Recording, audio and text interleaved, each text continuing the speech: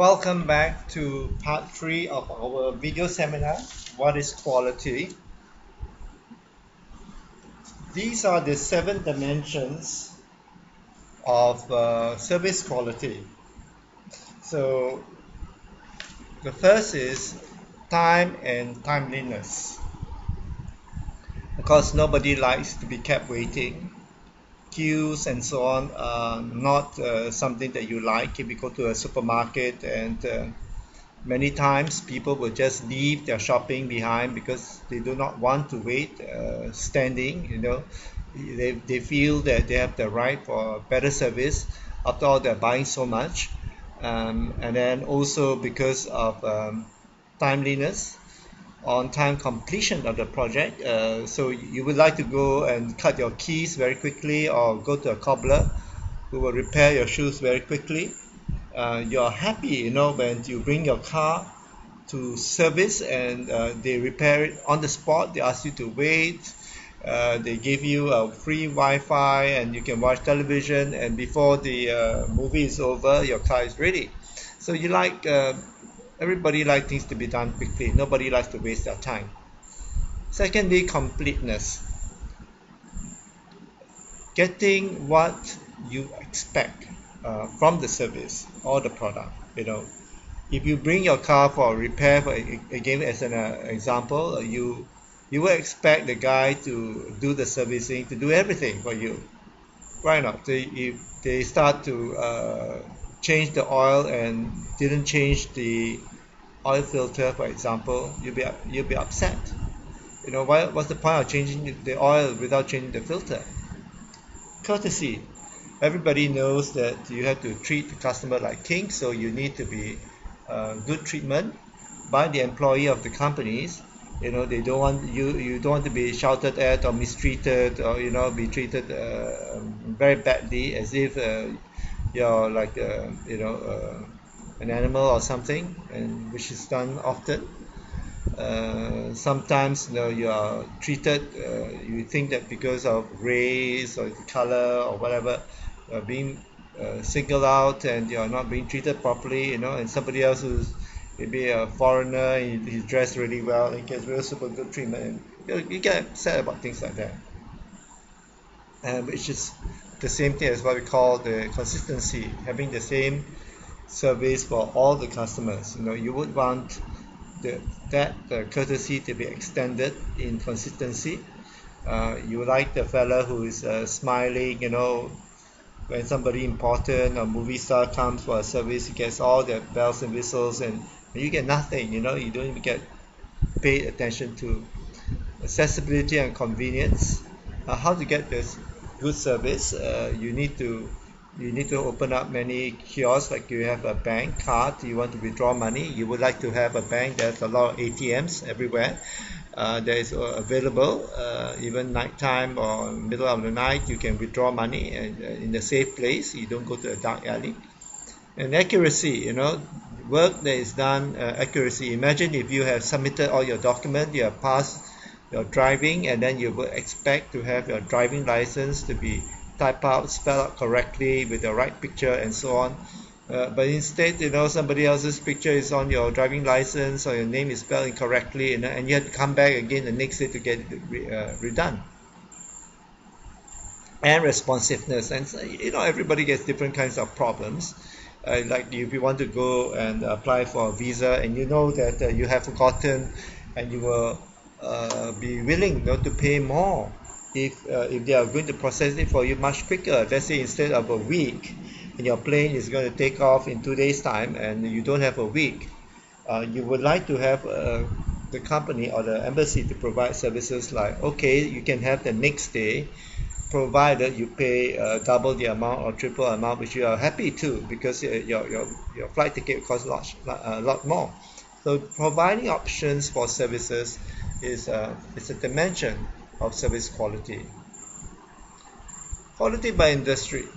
Okay, so some of the characteristics of quality, the dimensions of quality as we mentioned, vary from industry to industry. Let's look at academia. At academia, what would be the quality? A learning process, public satisfaction, what is service delivered, and the student satisfaction. The question I want to ask you first is, who is the customer? In academia, who is the customer? Is it the student? Is it the school? Is it the principal? Is it the ministry? Who is the customer? So actually I don't know the answer for primary school and secondary school, but I think at higher institute of learning, definitely the student satisfaction, public satisfaction, and the learning process is important. So that's for academia. The rest I can't answer. You have to answer it yourself. More about quality. Getting things right first time. Okay, so to get it right the first time is the cheapest. Don't try to rework. Prevention is cheaper, 100 times cheaper than correcting it when it's failed at the customers, 10 times cheaper when it's found out the next process. So avoiding making mistakes. Each and every time you do something, make sure it is right the first time. Secondly, demand high standards, but it has to be realistic.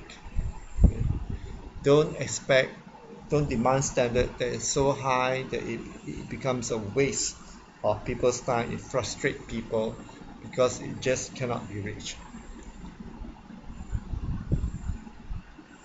Influences the relationship with customers.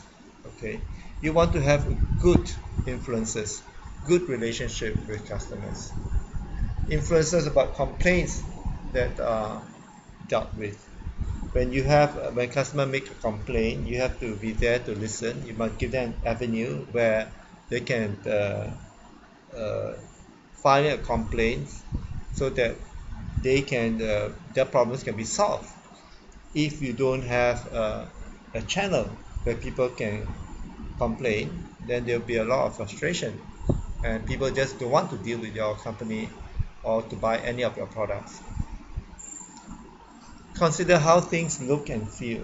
Don't just provide a rudimentary product, like in the olden days, when you buy things from cheap things and that doesn't look good, doesn't feel good, like the olden days product made in Japan or olden days product made in China, and still maybe made in China, they look bad.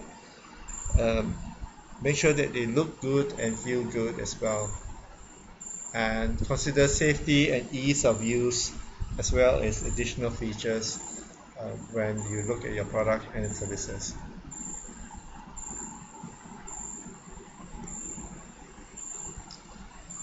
Now, according to Albert Deming, who is a guru, now maybe I discuss some kind of what is guru. So there are few quality gurus, people who have good philosophy about management of quality. So let's have a look at them. Albert Deming feels that quality is about people, not products. Because you shouldn't just you shouldn't just focus on making it a product, but you need to keep your employees happy as well. You have to satisfy the customer. It's not enough. The profit of the business comes from repeat customers. You can't sell them the first time. You have to keep on selling them. Not only that, you must make your customer your salesman.